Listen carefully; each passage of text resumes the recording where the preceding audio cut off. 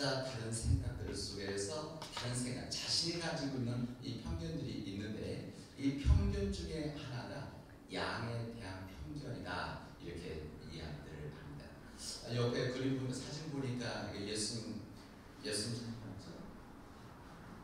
맞습니까?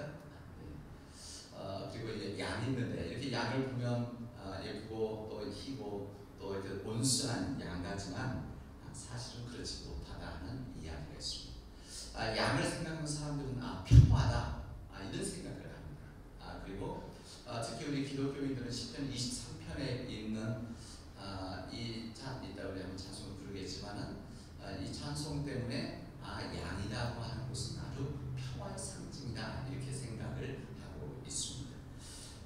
그런데 제가 한 글을 읽은 적이 있는데 한국 강원도 황제에 예수원이라고 하는 기도원이 있습니다. 이 예수원 기도원이 있는데 이제 그 기도원 대천덕 신부님이 계신 그 사람들이 그곳에 가서 기도하고 묵상하고 또 노동도 하고 그러면서 아주 귀한 삶을 나누는 아주 귀한 기도원입니다. 여기에 갔었던 한 형제가 거기 갔다 오고 나서 이렇게 뭐 감상 이렇게 간증까지 쓴 글이 있었습니다. 그 글에 이런 내용이 있습니다. 들이 양털 깎기 작업이 시작되었다. 거기 양들이 있고 목장 같은 부분이 있기 때문에 양털 깎기 작업이 시작되었다. 말만 듣던 양을 직접 대하고 더욱이 양털까지 깎게 되니 시편 23편을 즐겨 묵상하던 나의 기대는 말할 수 없이 컸다. 그러나 그 기대는 양털 깎기를 시작한 지 얼마 되지 않아서 무너지고 말았다. 양들이 느닷없이 뛰며 수동을 피우는가 하면 역겨운 냄새가 진동하는 튀김을 하기도 했고 시도 때도 없이 우중과 똥을 싸기도 했다. 특히 엉덩이 부분을 손질할 때 지저분함과 추한 냄새로 견디기가 어려웠다.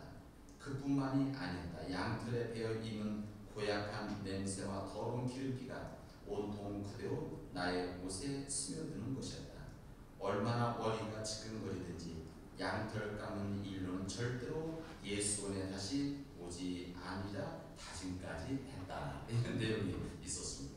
그리고 그 다음에 양털 깎는 일이 내게는 그토록 고통스러웠지만 그 목장의 목자들은 아무렇지도 않았다. 역겨운 냄새나 더러움을 조금도 문제 삼지 않는 모습이었다.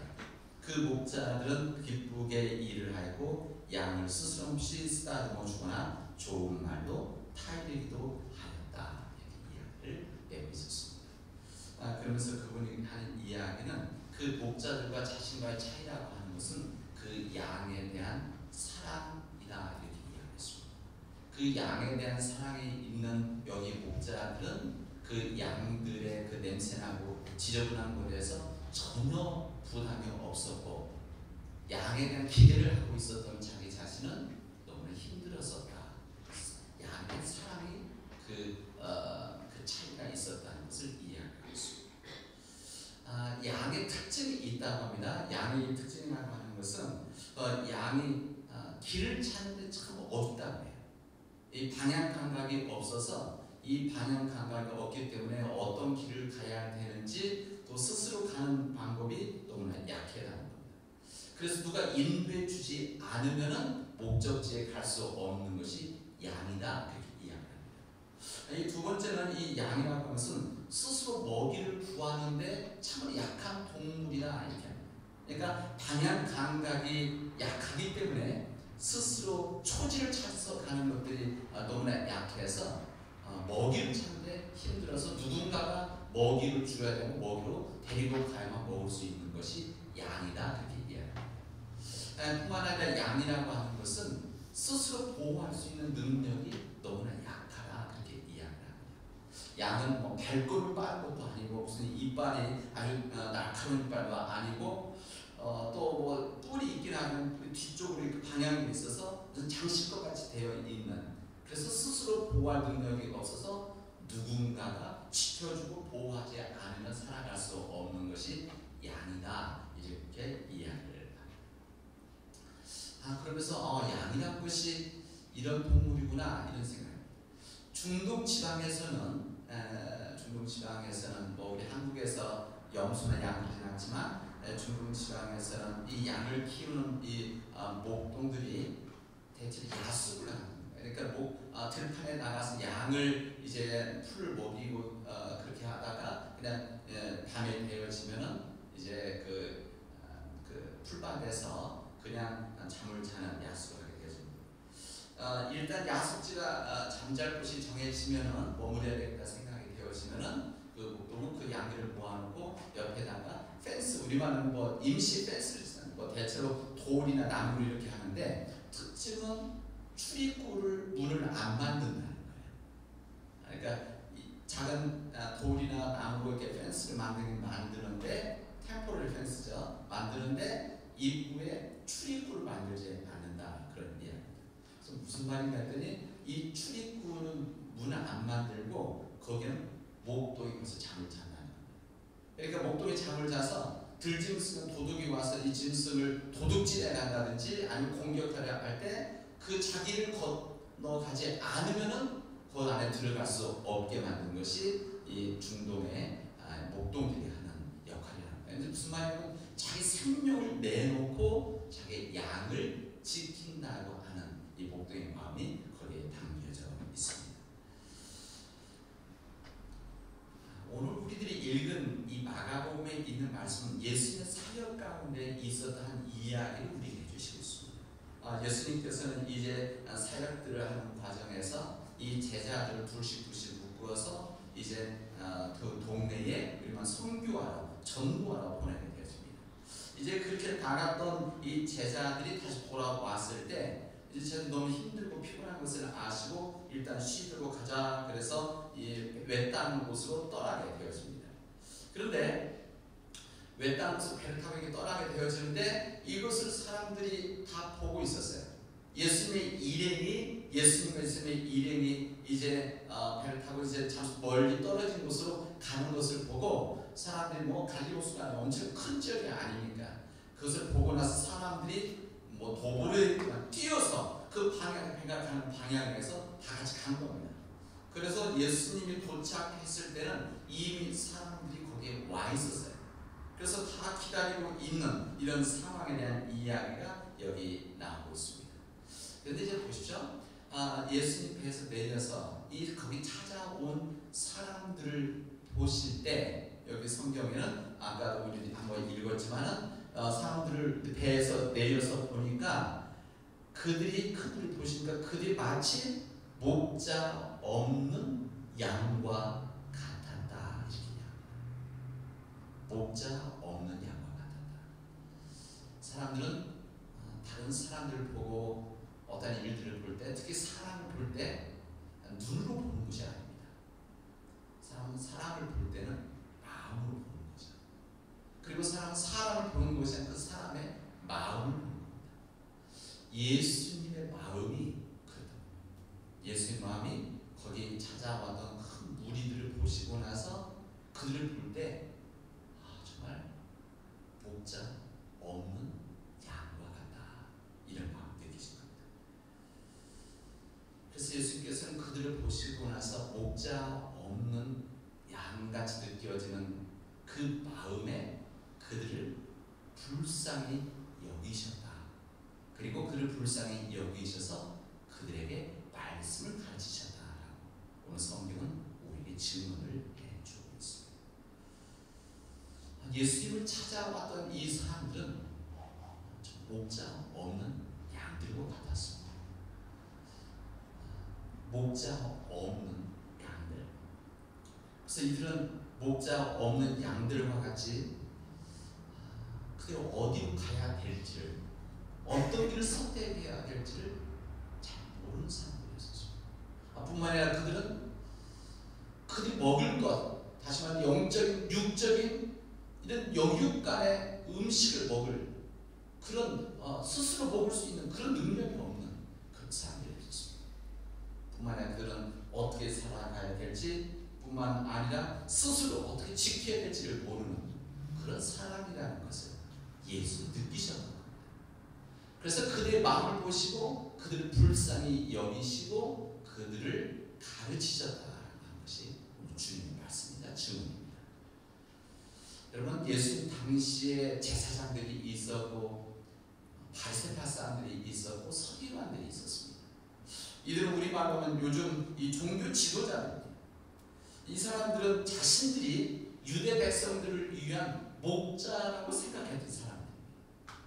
자신들이 하나님의 말씀을 전하고 또 그들을 또 해석해주고 또 판단해주면서 우리가 이 유대 백성들의 목자지, 양과 같은 유대 백성을 우리가 끌고 가야지 하라는 그런 어떻게 보면 자의식까지도 가지고 있었던 사람들, 자부심을 가지고 있었던 사람들. 그러나 그것은 그들만의 생각이었습니다. 그들 자신들이 목자라고 생각을 했었는데, 목자가 되어져서 그들 그 목자 없는 양과 같은 사람들, 양들을 이끈다고 생각했지만 실제로는 그들은 목자 역할을 감당했던 사람들이 아니었었습니다. 목자라고 한다면 양들을 알아야 되는데, 양들을 알아야 되는 이 제사장이나 이 바리새파 사람, 서기관들은 유대 백성들을 알지를 못했습니다. 왜 그러냐? 자신들이 나자지 않았기 때문에.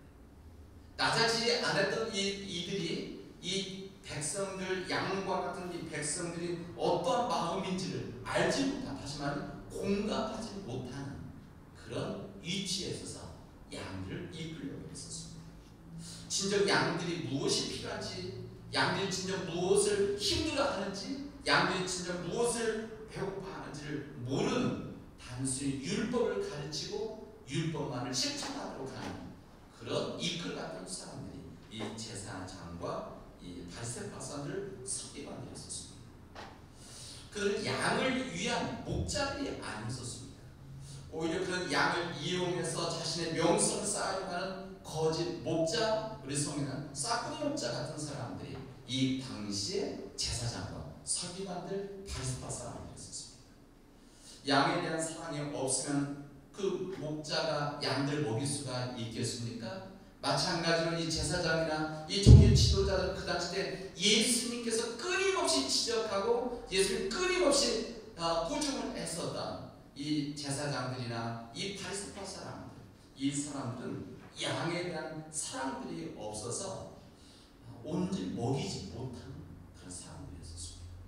그래서 이 목자들이라고 생각했던 유대 민족의, 유대 백성들의 목자라고 생각했었던 이 제사장들, 아니면은 이 서기관들, 바리새파 사람들이 입는 한 거기에는 메마른 삶이 계속 되어진 겁니다.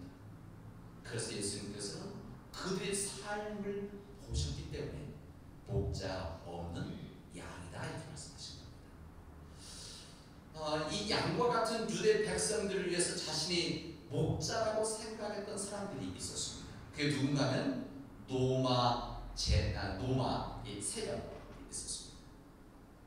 우리 일제시대 때처럼 노마 제국에게 이 경제적인, 정치적인 붙잡힘이 있었던 유대 백성들, 이 노마 제국에서 왔었던 이 총독이나 이 노마 제국의 군인들이, 이 관리들이 이 유대 땅에서 자신들이 목자가 될 수 있다고 생각했던 사람들입니다. 그들은 정치적인 힘을 갖고 사람들을 조정을 하려고 했었고, 또 경제적인 이 문제, 돈을 가지고 이 유대 땅을 잘 이끌어서 스스로가 목자가 되려고 하는 생각들이 있었습니다. 그런데 그게 가능하겠습니까? 그러지 못했습니다. 이 목자라고 생각했던, 이 정치적으로 또 경제적으로 목자라고 생각했던 이 로마 제국의 사람들은 이 유대 백성들을 한 돈으로 보았던 사람들, 실질적으로 돈으로 보았던 사람들, 자신 로마 제국을 위해서 벽돌 한 장 한 장을 쌓아줄 수 있는 사람이라고 생각했었기 때문에 이들은 유대 민족, 양과 같은 유대 민족의 목자가 될 수가 없었습니다. 이런 로마 제국의 그런 힘, 또 이 제사장이나 이 바리새파 사람, 서기관들, 정치적인, 종교적인 이런 돌봄이 없었던 이 유대 백성들이었기 때문에 이들의 삶은 비참했었고, 또한 그들의 삶들은 끊임없는 메마름의 연속이었기 때문에 예수님에게 다가왔을 때 예수는 바로 느낄 수가 있었습니다. 목자 없는 양이었다. 목자 없는 양과 같다고 생각하신다면 예수님은 그를 불쌍히 여기고 그를 가르치셨다 이렇게 말씀하십니다. 그리고 나서 한번 보십시오. 오늘 제가 그 말씀을 읽은 다음에 어떤 일들이 그 다음에 이루어지는가는 오병이어의 이야기입니다. 이제 사람들에게 먹이는 이 궁중에 있었던 이스라엘 백성들, 예수 찾아와서 먹을 곳이 없어 힘들어하고 있는 유대